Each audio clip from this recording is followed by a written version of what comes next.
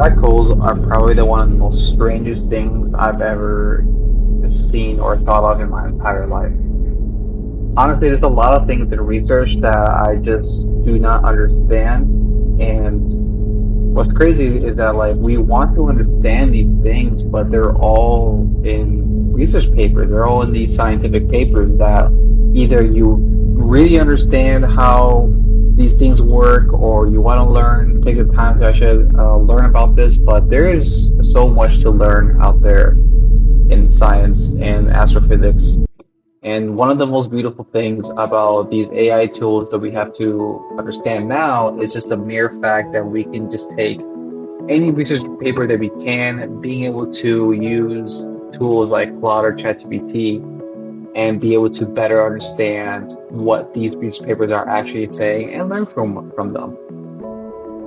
For me, I essentially how I built this simulation is that I took a lot of the astrophysics papers that I was really interested in, such as how black holes are simulated, or even how wormholes are even simulated. And with that, we can also apply our own touch on how we want to interact with these simulations. So for me, I added a way for me to fly around with the ship, but also trying to fight off different opponents around space, right? So it's a pretty fun game for me to apply. But one of the most interesting things that I wanted to do in this simulation was to simulate a actual wormhole, right? Like we have a huge amount of space that we just don't know about, right? And the only possible way for us to physically go from point A to point B in space is to be able to have a wormhole that can take us from a different point of the fabric of space.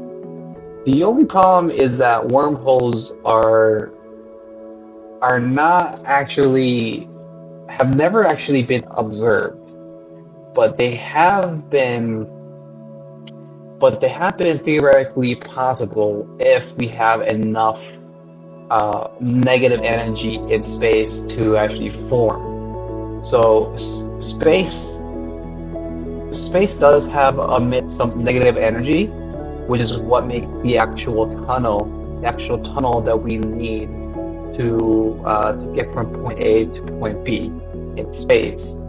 Uh, so negative energy is just the mere fact of having that tunnel being formed in space, but space doesn't necessarily emit enough of that energy and can hold the amount of energy for it to be applied and be observed in space. And if it can, it must happen very fast. We just don't know, right? Like the only place that we can actually physically see a wormhole is through a simulation like this, right? So in this case, I wanted to see not only how wormholes are created, but just how black holes are created and other things around the universe are done. So really, it's just very fascinating to be able to understand how these things actually work, and really just to bring in these newspapers to life. Because I've never studied astrophysics. I don't know much about astrophysics other than the things that I have learned from building the simulation. And I think that's one of the most beautiful things about this, like I said, because uh, this all came from all of the research papers. So we're not guessing how we're building this. We're not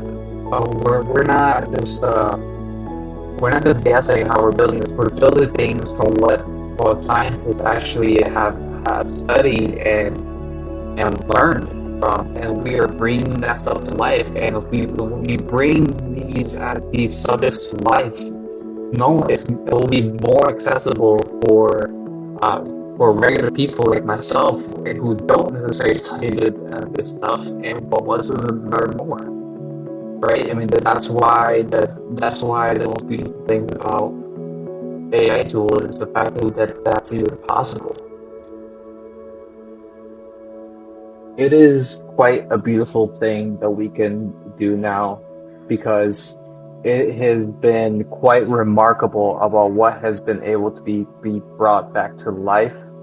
And coming from someone who doesn't really understand anything about astrophysics, I still know about how to develop. I still know software.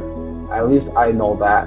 And if I know software, then I know how we can use artificial intelligence in a way that can actually help us learn and not allow us to just hand everything to the AI to just build it for us, right? So I like to focus only on the actual research papers and I like to focus on what is actually true, right? So if you want to play this simulation, just test it out yourself. Check out the description of this video. I will attach the actual link to it. If you want to know how I actually fed all of these, put all this simulation together through all the papers, check out the actual tool that I use called Data Pilot to connect with your AI and build from it. So it really is quite a beautiful thing, and you just have to stay curious about what you want to learn, right? That's one of the most important things that we have to understand, and honestly, it's your curiosity that's going to be moving humanity forward, and how we're going to bring these research ideas together and be able to discover new ideas and make it accessible for as many people as we possibly can. So stay curious and keep moving humanity forward.